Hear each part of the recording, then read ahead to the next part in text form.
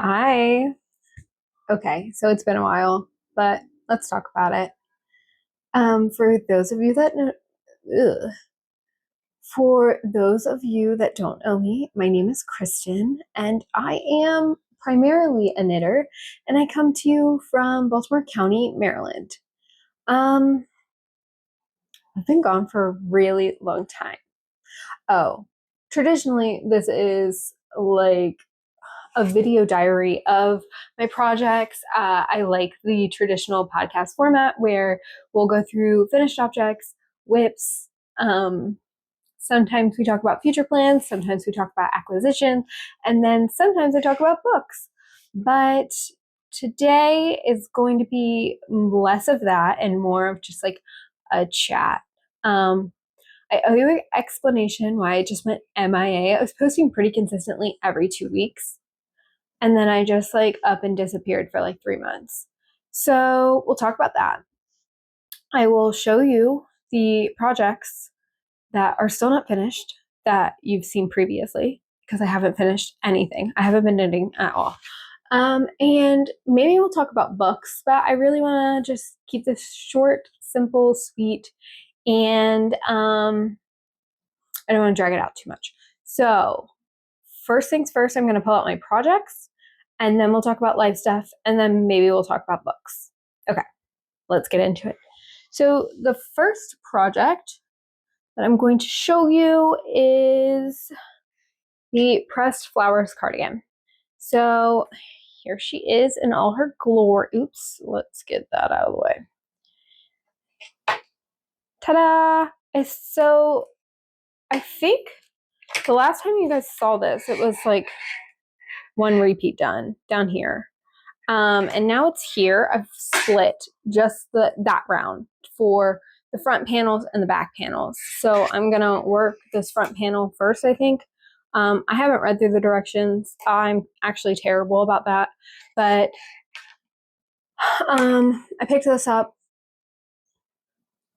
last Thursday. So not this past Thursday, but the Thursday before that. I know I was watching football.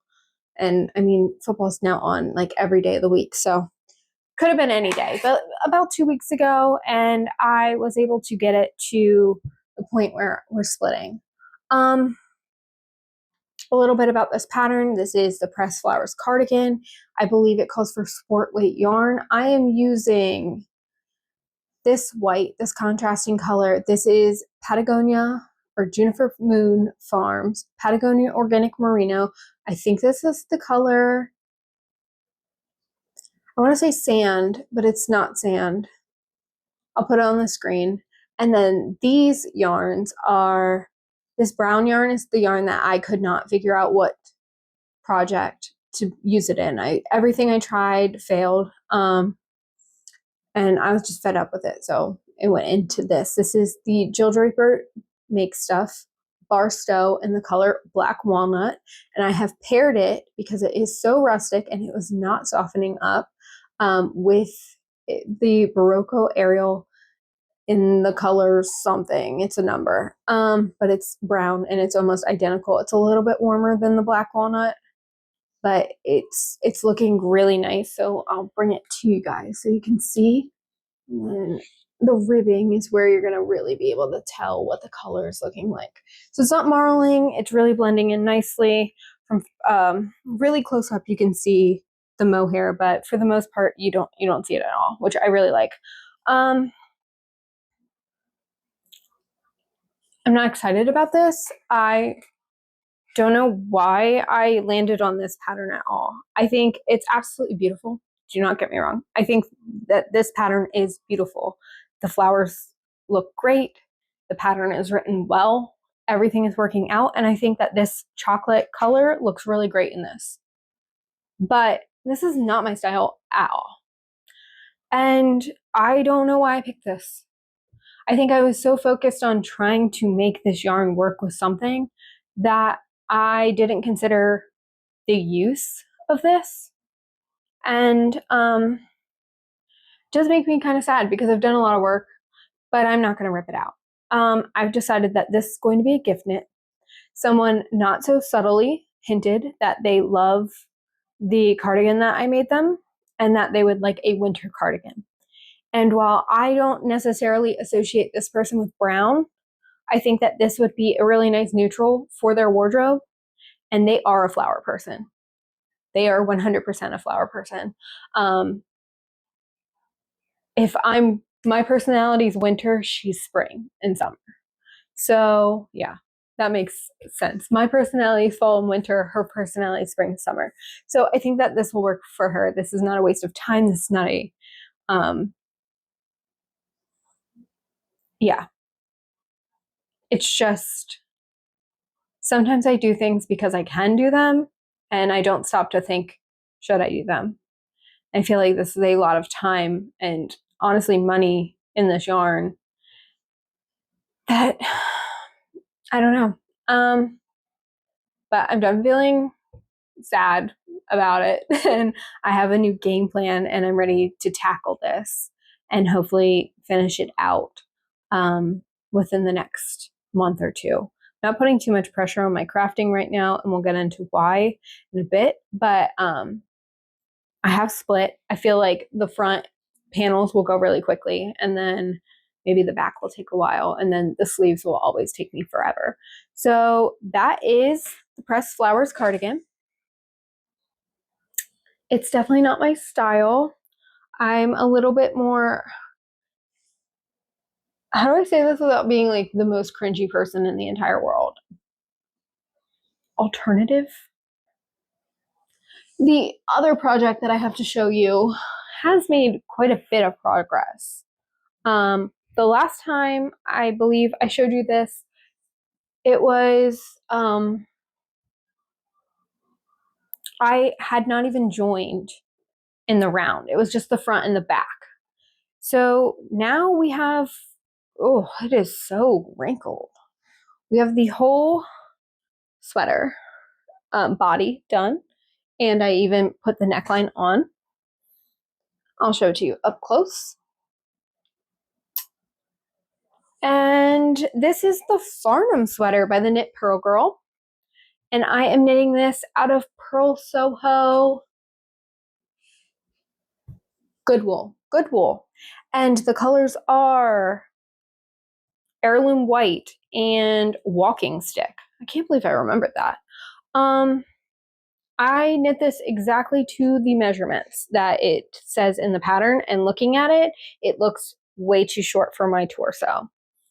So not super excited about that. I also use like the stretchiest bind off, and it's rolling. So we're gonna have to block this and then we will determine if this is good to go or not. The neckline is also very, very wide. I followed this to pattern as well. And I may have to rip this out and redo it, which is totally fine if I have to do that. But we're here, and I've completely stalled out because I don't like picking up for sleeves. I know that sounds actually ridiculous, but I've just put it completely away because I don't want to deal with it. I think I might block it first before I pick up for sleeves because I want to know if the body is long enough and if this ribbing down here is okay. I went down one size needles just as the pattern recommends. I did it in a Italian twisted, no, what's it called? An Italian sewn bind off as the pattern recommended. I don't know. I think this is really going to be beautiful if I can ever finish it, but this is not a priority to me. And I am going to block it and see how that works out for me. All right, so that's all I have. Crafting wise, that's quite literally all I have. So I didn't realize that the TV was blaring in the other room. I guess I just like tuned it out completely. So editing me may have a field day with this one, but I'm gonna try to make it not so noisy in the background for you guys. But I do apologize if there is some background noise. Okay, so let's talk about life stuff. What's been going on? Why have I been MIA? This year's just been really hard. And eventually I will talk about all of that. It's just not a good time for me to discuss like the personal aspect of that right now. But I will share as I feel more comfortable to share.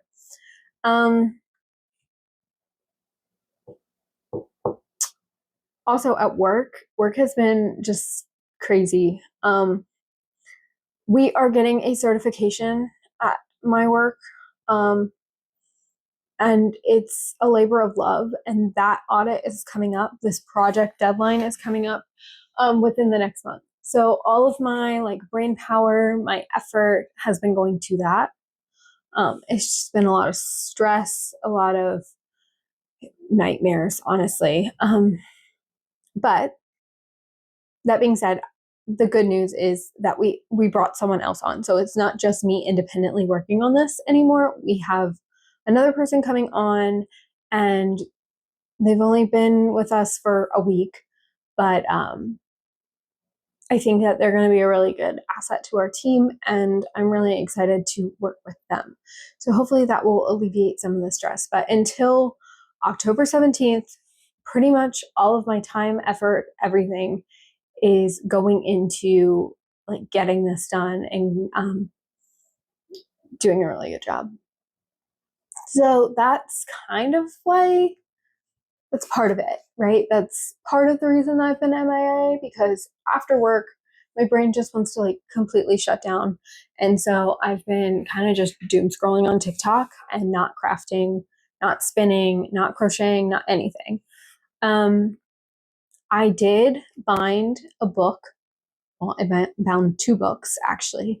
And it was my mom's best friend who wrote a book. The book is Charcuterie Girl. I highly recommend it to anyone. It is a really quick read, and it's about finding your people, right? Found family. There's loss and really hard themes in it, but the author does it in such a beautiful way that like you're going to laugh and you're going to cry and you're going to feel all the things. And even in the end, when you're feeling sad, there's levity there. So Charcuterie Girl by J.A. Wright. Please check it out. I believe you can get it on Amazon. So look at that. And if you guys are interested, I filmed a bunch of TikToks for the book bind, and I can shove that in the end maybe and show you guys like that process. But I haven't really done anything else besides that. But the real reason that I have been MIA is I fear this is a canon event. Oops, I hit that. So the real reason I've been MIA is because a couple months ago, I was at a function and someone took a picture. I wasn't the focus of the picture. I was in the background of the picture, and then I saw the picture. And I looked insanely heavy, like extremely overweight. And that's not something that, like, when I looked in the mirror, I saw at all. So it took me by complete surprise. But the signs were there, right? My inflammation was bad. I was having more bad days than good days. I was completely sedentary. My job is a desk job, and my hobbies are mostly sedentary hobbies. Like I like to spin, got to stay in one place for that. And I use an electric spinning wheel. So like there's not a lot of treadling. There is no treadling. There's no movement really there. I like to knit. I sit on the couch and I knit after work. So literally that day, I got myself a gym membership and I decided I wanted to change my life. So I have been slowly overhauling my life completely, going to the gym 6 times a week. For those of you that are on like the trendy side of gym talk or just gym influencers in general, I'm trying to do body recomposition. So I am focusing on fat loss, but at the same time trying to retain the muscle that I do have and maybe even build a little bit. It's really hard to build muscle when you're in a calorie deficit like I am. But that's what I've been trying to do. And I've had a lot of really good success. So like looking at me in the mirror, I don't really see a difference, but I'll stand up and I'll show you guys the pants that I've been wearing.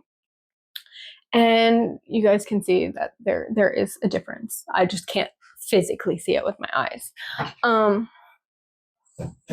So these are like my favorite pants, and they fit really well before I started going to the gym, and now they still fit really well, and I'm still gonna wear them, but now they're probably like 2 sizes different. So I'm losing weight, and it's really not about the number on the scale. I bought one of those fancy like athletic scales so that I can look and see fat percentage, muscle percentage, water weight, all of that. And I've been really trying to eat clean, whole foods and get my protein, get my fiber. So a lot of my mental capacity has been going to either work or figuring out my new routine with food and with the gym. So I've been going to the gym pretty much every day for the last 2.5 months, and I'm starting to feel really good. I'm starting to notice a difference in how my clothes are fitting, which love that. I couldn't wear this shirt before, and now it's still tight in my arms, but I can wear it. Yeah, so that's what's been going on. That's really why I've been MIA, is like I couldn't fit everything in while I was trying to figure it out. And please take everything I'm saying with like a grain of salt, right? Like my starting point, maybe someone else's ending point, or vice versa, right? And that's okay. Like this is what's good for me. And I already feel a difference in the inflammation in my hands and my knees by moving constantly, or by moving consistently every day. I'm getting my 13,000 steps. That's an arbitrary goal for me. I've been doing a lot of treadmill walking at a steep incline at a fast pace, and that's also working for me. And then targeting specific muscle groups that I already had before, but like really trying to focus in on those muscle groups and training those. So once I reached like a goal weight where it's really not a weight at all, it's a fat percentage. I was over 30% fat, and I would like to get to 25% fat. And then obviously the goalpost will move, and that's okay. But that's where a lot of my time and energy has been going. And another thing about that is like the things I'm knitting are a bigger size. And so it's like, do I even want to knit this? Hopefully the things that I've knit in the past will now fit better. And then the things I'm knitting now, maybe just like super oversized, or they'll go to someone else. And then once I settle out, I'm thinking probably 3-4 more months before I like settle in around my goal. Then we'll go from there and determine next steps. But I don't think that there'll be a ton of knitting between here and then, unless it's like accessories or socks. I really, really want to get back on my sock game. So maybe expect a lot more socks or a lot more sock designs from me, but I don't know how many sweaters I will be creating because I just don't know where I'm going to end up. And if it's here, then it's here where I am right now. And if it's 3 sizes smaller, then it's 3 sizes smaller. I just don't know. I don't know how everything's going to shake out. And I am hesitant to spend so much time and money on something that might not see any wear. So I'm pumping the brakes on garment knitting for right now. And I guess the only thing left to talk about is books. I haven't really been reading a ton, but I did want to circle back because I talked about the Gods and Monsters series by Amberview Nicole before, and then The War of Lost Hearts by Carissa Broadbent. Um, and I wanted to circle back and let you guys know that I did end up finishing both of the series. So in the Gods and Monsters series, I believe there's going to be 8 books, but only 3 are out right now. It's the Book of Azrael, the Throne of Broken Gods, and the Dawn of the Cursed Queen. So I think where we left off is I told you I really enjoyed the first book, the Book of Azrael, and the second book was like dark. Something terrible had happened, and the main character cracks under that pressure, that emotional turmoil. And it was hard for me to get through, and I don't think I finished it. I did go back, I did finish it, and I enjoyed it for what it was. The second book was not my favorite, and the third book was a little odd, but I think I liked it more than the second book. I will continue with this series. I believe the 4th book comes out in a couple weeks. And at the end of October, I think. Don't quote me on that, but I'll continue. I'm interested enough in the story. I don't love the main male character. He's kind of a golden retriever, not my personal favorite type of man. But I do really like the female main character. She's a complete B, bad A.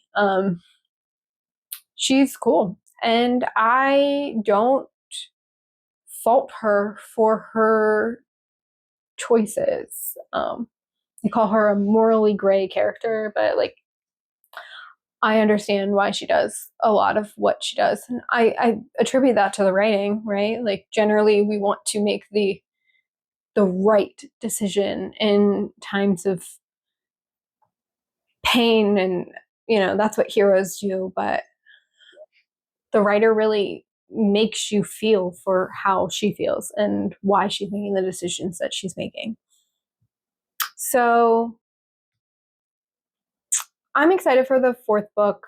The way the 3rd book left off, there's like a whole new set of characters, and we'll see what happens. Obviously, a big war is coming, so we'll see. And then The War of Lost Hearts by Carissa Broadbent. I read The Daughter of No Worlds, and I think I had already read The Children of Fallen Gods, but I don't think I had started on Mother of Death and Dawn, or if I had just started on it. I finished the trilogy. It was really good. I really like the way Carissa Broadbent writes. So you're either going to like her writing or you're not going to like her writing. I think people really like the Serpent and the Wings of Night series, or they really don't. And I think that this is very similar. The way she writes is not as loud as other authors. I don't know how else to put it. She is not a super in your face, showy author. Like, think of the last 100 pages of a Sarah J. Maas book. And I always reference Sarah J. Maas because so many people have read those books. So that's kind of why I go that route. But there's so much that happens. And I'm not saying that things don't happen in these books, but it's just more, and epic things happen. But it's more of a quiet unfolding of things. Like every step matters, but it's not like this huge revelation, or she doesn't beat you over the face with it like I feel like Sarah J. Maas does. It was a beautiful series, and the ending was incredible. I don't want to give anything away, but what I was saying last podcast when I talked about these books is we're introduced to a new character that was from the past, but also related to the present. And that arc was incredible. And it made me cry. It really did. It was heart-wrenching. So I do really recommend these books. I didn't love the second book that much. I think I talked about it a little bit. It's kind of boring to me. I didn't like the way the battles were written. I'm very much a high fantasy girly. I like romantasy too. Obviously, I read a lot of romantasy, but give me a battle scene and give it to me in detail. I don't care if you spend 40 pages on a battle, like give it to me. And she didn't do that. So didn't love the second book, but the first book is good. The second book is okay, and the third book, especially the ending of the third book, is great. So I do recommend that series to you guys. And then finally, I have been reading House of Devils, which is a series by Kayla Edwards. So the first one is City of Gods and Monsters. The second one is City of Souls and Sinners. And then third, City of Lies and Legends. And then finally, City of Smoke and Brimstone. So I like these books. They're not amazing. They're not great. I think that the male main character, at least in the first two books, Darian Castle, is probably my favorite male character that I've ever read about. Like, he's God tier. He's up there with Rowan and Jeremy Volkov, and I really like him. He's a healthier, so he has demon hunting abilities, but he's just like a god among men. So I'll leave it at that. Story's okay, plot's okay, female main character, at least in the first two books, is okay. We're introduced to new characters throughout the books, so like the point of views are switching as you get farther in. I'm on the end of the third book, so I'll start the fourth book soon. This is like my treadmill read. So I go to the gym and I get on the treadmill and I read this while I'm on the treadmill. It's nothing to write home about, but I have been greatly enjoying it. It is entertaining to me, and that's all that matters. So enjoying these. I do really like the couple in City of Lies and Legends. Roman Devlin, the man you are. And I do like that female character. So we'll see. I'll let you know how I like the fourth book and how I like the third book when I finish it. And then finally, I started Catabasis by R.F. Kuang. I know there's some controversy on how to pronounce it, but the author says you can say it like that, so I'm going to say it like that. And I also call the other book that she's written Babel, not Babel. So I only got like 14 pages into it, and I didn't have the mental capacity to like really dive in. Like I said, I like high fantasy. I like complex magic systems, so definitely want to give this another try, but I couldn't. So I pumped the brakes on that. But I think I've talked way more about books than I did about any knitting, and this is supposed to be a craft and knitting podcast. So sorry about that. But thank you so much for hanging out with me. Thank you for listening to my lame excuse as to why I've not been on here. I hope to put out more videos, but maybe not every 2 weeks. So for the rest of the year, I hope to do, one a month until early next year, and then maybe start to pick up and get back into the groove of things. So I appreciate you as always. Thank you for hanging out with me. I hope that your crafting is bringing you peace and joy, and I hope that you're finding solace in that. So bye guys. Thank you so much.